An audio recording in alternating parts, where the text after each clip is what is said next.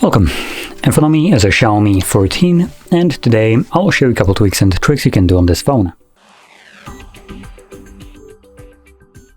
So to get started, let's open up our settings, and in here we can begin by navigating into the display and brightness, and we have a couple options in here like light and dark mode, starting off with that.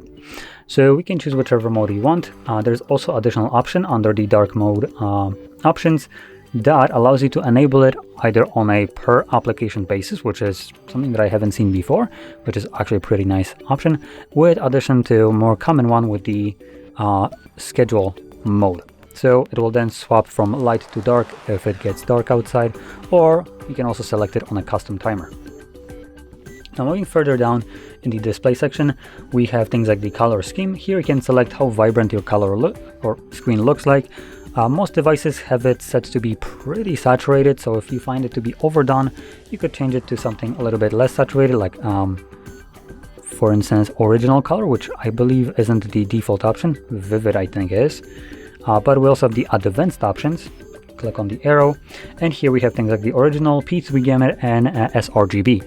Those supposedly should be color accurate, though I have no devices to check how well they are actually calibrated, so you just have to take their word on it. And also we don't have any kind of percentages visible right here, so again, we don't know how close to it they are. Now moving on to the next option, it's going to be the AI image engine, and this just tries to enhance your image, either convert the standard definition to pseudo HDR content, also do a resolution scaling and stuff like that. So you can enable this each individual ones. There are some for videos, some for pictures, so you can test them out, though keep in mind each one of these options will consume more of your phone's battery when enabled, just because it is using the processor to achieve these results. Now another and also last option in the display section is going to be the refresh rate, and here we have two options. We have the default and the custom. Now default basically allows you to run the display at two different resolutions, either the 120 or 60.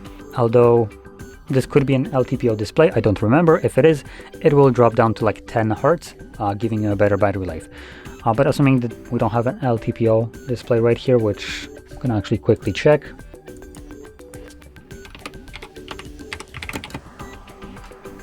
Xiaomi 14.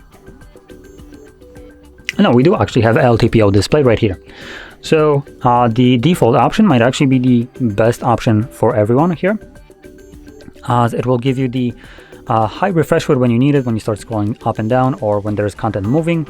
It will adapt to match the refresh rate that it needs to do to actually display this smoothly. And when there is nothing moving, like here, it will drop down to, I believe, like 10 Hertz to preserve battery life. Now you do have also the addition to go to custom and select the refresh rate either 60 or 120, but when you do so, I believe you don't get the benefit of LTPO, meaning it won't change the refresh rates based on the visible content. Which, with that being said, you actually, if you use a lot of your display a lot, and maybe you just don't scroll too much on it, you might actually get better battery life on the default over the custom. But so for some people, you might want to test it out. Maybe the other option will be better. Now, continuing on, we can now move over to home screen, and here we have gesture navigation, which is under system navigation, and we have the two different ones. We have the buttons and gestures. You can check whichever one you want. Select not now, with addition to gestures having things like the hide full screen indicator, which is this bar right here, so you can get rid of it to have a cleaner look to your device. And moving on, let's go back. You can now scroll all the way down to additional settings and then gesture shortcuts, and here we have a couple different shortcuts that you can activate to get more usability out of your device.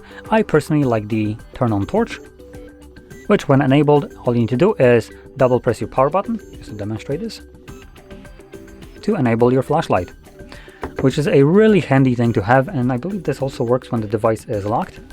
Yep, so there we go. So you have a pretty decent way to just enable your flashlight whenever you need it without fiddling around with the notification tray. You also have a couple additional options in here, like for instance taking a screenshot with 3 finger swipe down, launch camera, and other ones. So you can go over those and customize them to fit your preference right here. I personally just like the torch to be enabled. But anyway, with that being said, if you found this very helpful, don't forget to hit like, subscribe, and thanks for watching.